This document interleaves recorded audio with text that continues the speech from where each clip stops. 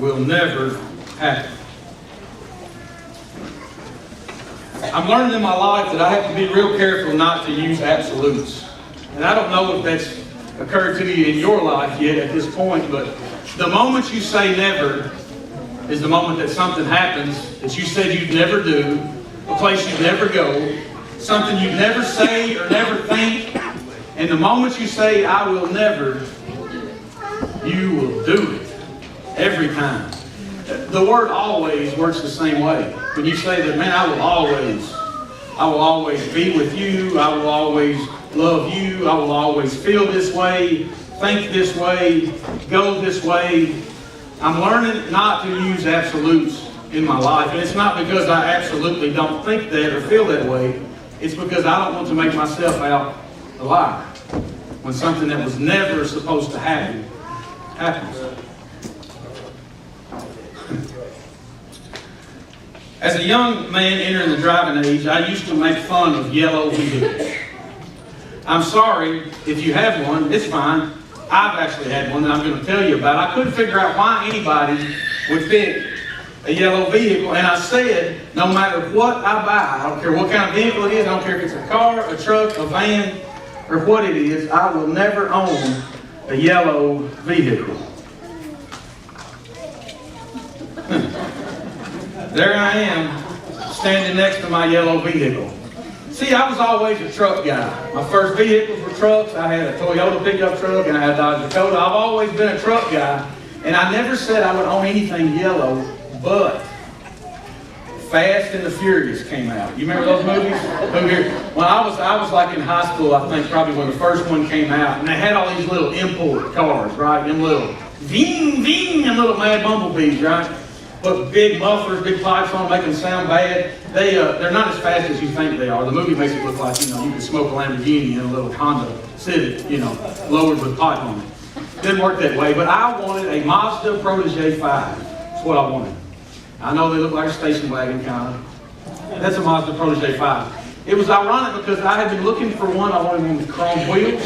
I wanted one with a moonroof. I wanted one with black leather, 5-speed stereo system. I found the perfect car, but there was one problem. It was yellow. And when I found it, I bought it anyway. I learned it was so bright that when you pulled into the parking lot, people would be like, "Golly, turn that off." It was that kind of bright. It was almost like a yellow highlighter bright. But I bought it, and I learned to never say never. We use that phrase a lot. That will never happen. This past week, we tried 2 or 3 times to burn a pile of brush at our new property up on the hill. On top of the brush was about 3 big cedar stumps. Now, I'm not a fire expert. I am around several people. Some of you guys and ladies are fire experts. Of course, the fire department have had experience burning brush piles before. I'm not very good at it, don't know much about it, but I poured about 5 gallons of diesel all over these cedar stumps. And then I set them on fire.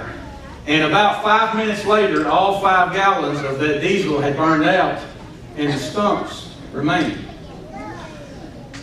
Somebody that's got a whole lot more experience than me in starting fires and somebody that knows a whole lot more about it than me said, "You're never going to get those cedar stumps to burn."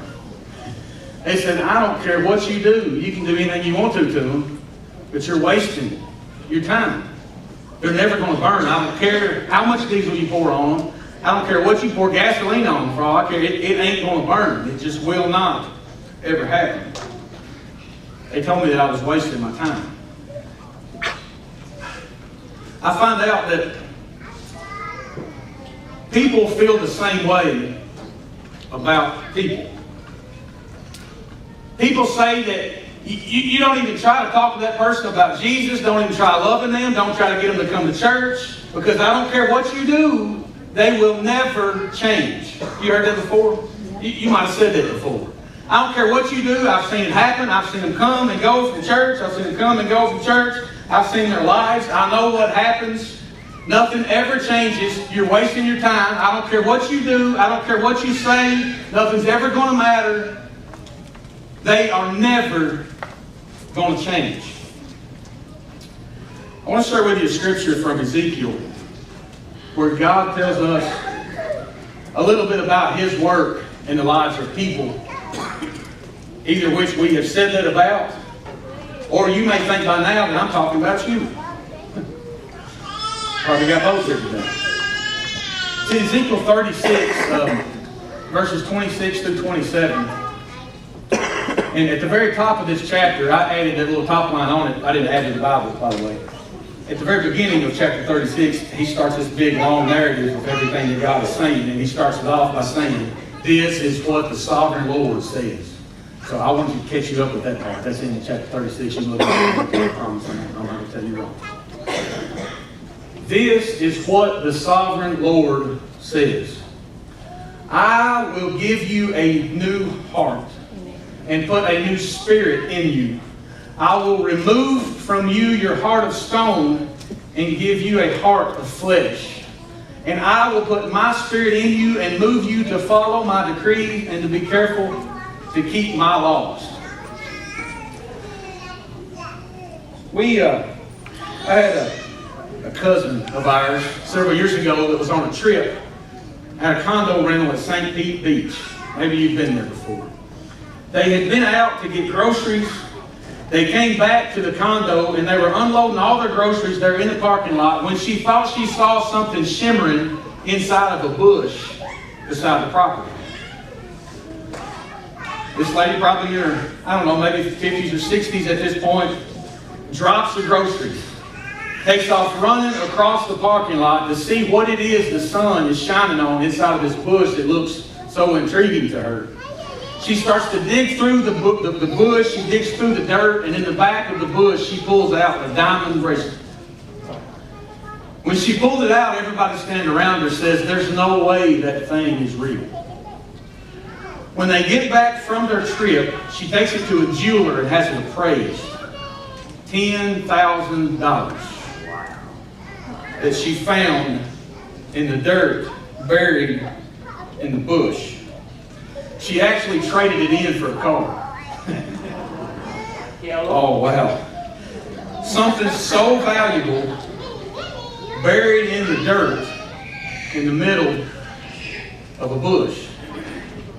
Now, that's a sermon for another day, but I told you that story to tell you that when we talk about people and we say they are never going to change, we don't know what is hidden inside of that person. The thing about that bracelet that was buried in the bush, in the dirt, is that it was hidden from our eyes. Sometimes you can't see what's hidden underneath. Gracie, pull up that picture. This is a cedar stump. 5 minutes after everything burned out on the cedar stump, I just happened to go back later on that evening.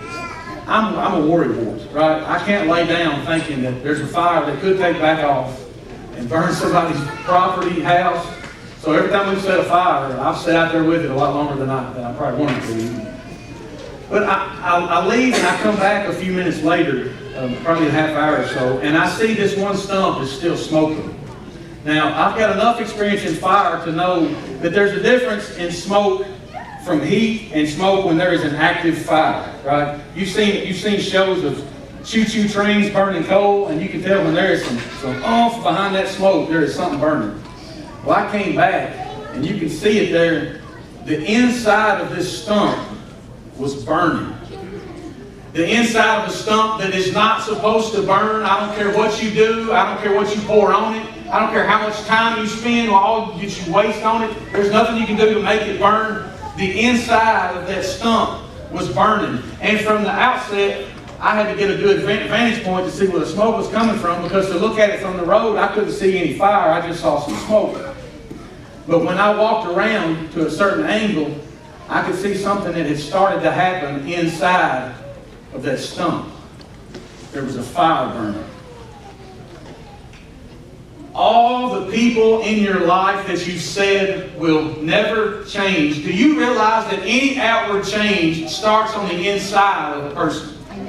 Whatever happens in my life that makes me look more Christian, I can promise you, unless I'm just trying to put on a show, that it is a heart thing that is driven to the outside of my body. It all starts in the middle. We can be so critical of people when they don't look like our version of a Christian. We can say if they were Christian, they wouldn't be doing this, they wouldn't be going there, they wouldn't be saying that. But see, here's the thing. Any kind of change in the life of a person starts on the inside. If God is doing some work in there that hasn't yet become everything it's supposed to be, how would we ever know it? It's so easy to point fingers. But I want you to understand that the work that God does in the life of you, me, or anybody you know, especially those people that somebody said or you said will never change, it starts on the inside. And when that fire starts burning inside of a person, you and I, we don't see it right away. We have no way to know that there's a fire burning. And when we pass judgment, when we criticize, you know what we do? The fire that hasn't yet changed everything it's supposed to change, we put it out. And they walk. You know how easy it would have been for me to put out something that didn't want to burn in the first place? One cup of water, probably. There, right? Would have turned the whole thing cold. It would have quit burning. But even if we can't tell at first that something is going on inside of a person, that doesn't mean that there isn't. That fire on the inside of a stump, the heart of a person, they're both on the inside. You can't see a person's heart. You can't know their heart. Eventually what happens on the inside, and I'm about to get to that, will eventually change what's on the outside, but there's a process that takes place because that inside has to change first. Everything in your life about the way you live it flows from out of your heart. The things that are on the outside that are so easy to judge, when we're having struggles with any kind of addictions, when we have trouble with gossip, we're involved in drama, we're pulled into all kinds of relationship issues, when life is complicated and nothing makes sense, all the bad decisions that we make, it all starts right here. But when God changes the heart of a person, all of those decisions, all of those things start to change. Because the motivation behind them is different. Everything flows out of your heart. And when God starts to change your heart, all those other things will start to change on the outside of your body. And if you have a new heart, something else begins to happen. What's going on in here starts to change everything that's happening out here. And I'm not talking about your dress. I'm not talking about tucking your shirt in, makeup or not, earrings or not. I'm not talking about that. I'm talking about what you do. I'm talking about what you say. I'm talking about the way you live your life. I'm talking about what other people see when they look at you, what they hear when you speak. At some point, if something has happened in your heart, on the inside, the outside of your life will start to change. And see, God says that. He says, I will move you. Pull that back up, Gracie. I will move you to follow my decrees. If God hasn't moved you to follow His laws, maybe you should ask yourself if He has given you a new heart. Because when this changes, this will too. He also says in the New Testament, if you love me, you will obey my commands. Love starts in the heart of a person. Show us that second picture, Gracie. Now I have to point this one out because this was the next morning. The sun's coming up. I start taking my little jog by now to the new church property, by the way, instead of wherever else I've gone. Now I want to point something out to you on each side. That's the same stump that I took a picture of that was burning. if you look real hard, you can see these channels. Right here. There's channels. You see that? I think I'm pointing that over here so you can see it. I call them channels, but what it is, well, I guess it's a channel, I don't know what it's called. The inside of that stump burned so much that eventually it burned a hole in the outside of the stump. A line that's about this wide that goes all the way to the bottom, all the way up and out at the top. It's hard to see in the picture, but I guarantee you it's there, and it's probably this big. The inside change will eventually result in an outside transformation. Amen. When God gets a hold of your heart from the inside and really gets a hold of you, I promise you, your life will start changing. And at some point, what we want to see in a person, what you want to see in your family, what you want to see in yourself, you want to see that the outside has changed. At some point, if God gets a hold of the inside of you, they will see a difference in the outside of you. Yeah. Now when I see the outside of that stump and I can see that whole piece that's burned completely out, I know that something happened on the inside. This is going to be confusing, but it's real good, so get ready for it. Sometimes what happens on the inside that changes the outside, gives evidence for people to look at the outside to see what's changed on the inside. Yes. I'm going to say it again. I'll come over here and say it this time. Sometimes the inside change that causes a transformation in the outside gives evidence to everybody else on the outside of what's happened in you on the inside. Oh man, I thought I'd say it again. I don't know. Somebody ought to be fired up about that. That's the best thing I've ever seen. Write that down. Oh man, I'm going to leave here today. Lord, help me. The best thing I've ever said. And they just looked at me.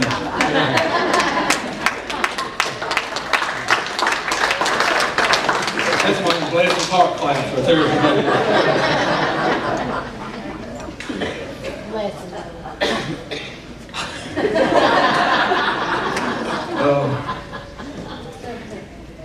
If the outside hasn't changed, maybe the inside hasn't changed yet.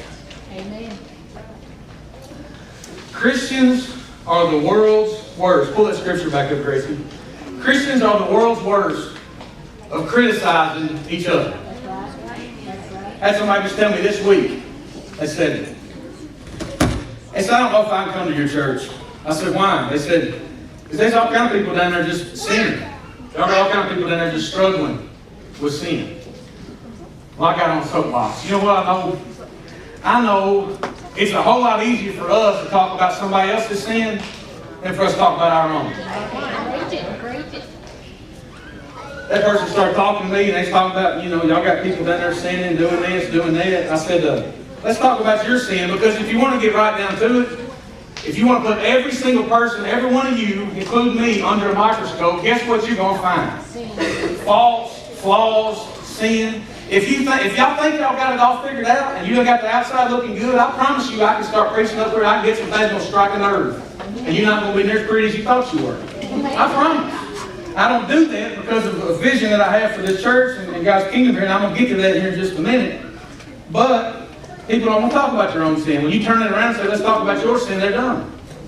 If I want to be real critical of people, even the people that act like they got it figured out, I strike a nerve in me try. Tithing, you talk about that. I'll never preach about that. When God gets your heart, He gets the rest of you. That's why I preach about the heart. I'll talk about that. Let's talk about never missing church. Let's talk about coming on Wednesday night. Let's talk about mowing the property and putting up tents and building fires and tilling gardens. Let's talk about all that stuff. If I wanted to be critical of every person, I could do it. If you want to be critical of me, you can do it. It's real easy. People don't like to talk about their own sin. It's easy to talk about somebody else's. But they talk about other people's sin, thinking that somehow their judgment on them will somehow fix that person. If I'm critical enough of Tyler, maybe I just beat him down enough. Maybe he'll finally fix himself. Maybe if I shun him from the church, maybe he'll figure it out. Tough love, right? Crack the whip at him. Let me point out something in the scripture. You know by now, if a person changes, it happens on the inside first. It happens with their heart. Let me tell you who changes the heart of a person. I will give you a new heart. I will remove from you your heart of stone. I will put my spirit inside of you. When I read that, it's not Tim Parsons' judgment that I can read and I can tell him that causes a person to do anything. I can beat you up enough that you'll change the outside long enough, and when you realize it ain't worth it, you're going to leave anyway. Right? You clean up for a little while, but you can't last the whole race. You can run a sprint, but you can't run a marathon. God has got to get a hold of your heart. If God gets a hold of the inside of your heart, then everything that's supposed to change out here is going to change. Everything that this church is, it is loving people. It's loving you where you're at, because I know who it is that gives you a new heart. If I want you to change, you know what I'm going to do? I'm going to put you in the presence of God, the presence of Jesus Christ, the Holy Spirit, as much as I can. And I know that for you to change, the inside of your heart has got to catch on fire. And once it does, everything on the outside is going to change. I will give you a new heart. I will replace your heart of stone with a heart of flesh. I will. God does all that work. I don't do any of it. But I know the reason I don't chase anybody off that's struggling is because what happens on the inside of a person that turns them into everything God wants them to be is all His work, not mine. My job is to love you. My job is to, if you got burned one on the inside, my job is just to keep fanning that flame and keep it going until it does everything in you that God wants it to do. That's why I said if the outside of a person hasn't changed, the inside hasn't changed yet. Here's what else I know. The people that struggle the most with all of this, when I say all of this, I'm talking about my outward life. Everything that I'm struggling with. The people that struggle the most of this, they have 111 million reasons not to church from help, and every one of them start with all y'all bunch of hypocrites down there. If I can love them anyway, put them in the presence of God, preach truth, put people around them that love them and stand with them anyway, that is the only hope they have to stay in God's presence long enough for Him to do in here what He needs to do to change all this out here. That's who we are. That's who we are. Amen. That's who I am. I'm your preacher. I struggle too. But you know what God's got in mind? He got this. And every day, He tells me even more what that means about all this. And He's going to do that in your life if He's not already doing it. Sorry about that. I get fired up like this. Our story is a story of love. At some point when we reach the end of our days, there's obviously judgment involved. That ain't ours to do either. The same God that puts in us a new heart is the one that makes those decisions. It ain't me. My job when we all get ready to cross that finish line, I have done everything I can do to put you in the presence of God, to tell you enough, to love you enough, to explain the character of Him enough so that you will let Him have this.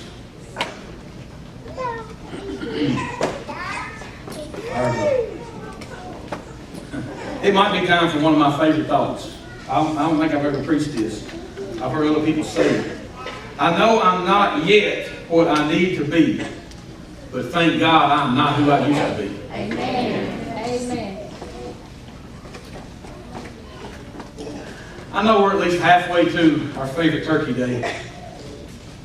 Thanksgiving. Y'all proud of me? I counted it up. It's about halfway. I like turkey. I like a deep fried turkey. I like any kind of turkey. I just go ahead and cut to the chase. I'm not a very good cook though. One of my favorite things about turkey is something that helps people like me who's not a very good cook, are those little red pop-out timers. You know what I'm talking about? When I was a kid, I thought it was a shot. I'm like, did they give that turkey a shot? Because when it comes out, it looks like, you know, which that all makes me squeamish anyway. You get shots and I just got to leave. My turn to color these women's joy shirts, and I got to leave the room. But I am thankful for those little timers, because when you put them in the oven and you've cooked it long enough, when the inside is ready, here it comes. The timer starts to work its way out. Wouldn't it be nice if people had those too? I wish sometimes that when I stood up here on this platform and I looked at you, I could see a little meter above your head. Timer. that shows me how close the outside is, indicating that the inside is ready. So when I get that little pop-up timer on the turkey and it's done, man, I tear up the outside. It completely changed. It is just demolished. There's nothing like what it used to be. It's the same thing that happens in your life. When the inside is ready, the outside changes. And it ain't nothing like what it used to be. But there are signs that you're getting close. Close to God getting everything in here that He wants. You want to hear Him? These are the signs that I look for. This is how Pastor Tim can tell, because you don't have timers, right? I wish you did, man. That'd make it easier. They say, oh, we got one ready. Altar today. Get them saved today. They're ready. Oh, over here, we got one going down to the river. We'll be baptized today. Their timers, they're up. They're ready. You know when that timer pops out? You know when that happens? Whenever you and God work it out. Not me. But there is some evidence, some signs that you can look at your own life. That you might be getting close to getting that new heart that God promised will give us. Here's a few. On the inside, you are strangely warm. You feel something in here that you have never felt before. It's warm. It's good. You can't hardly describe it, but somehow when I read that scripture that says God will give you a heart of flesh, flesh feels, to replace your heart of stone that does not feel anything. Somehow I think that's happening if I feel that way. There's another one, your head goes to leaking. Tears. I had to explain that to some of y'all, you never got that, but whose head's leaking? Is it allergy season? Cry. You know what tears are? An outward sign of an inward change. Something's going on in here and it has affected what's going on out here. Some of y'all men, you don't like that. Somebody asked me, they said, how come you keep the lights off down there? So it feels like a performance. It's no, because I don't want all the men to see people sitting crying. They're too tough. They're not tough crowd. That's good too. Here's another one. Your head is telling yourself what you ought to do.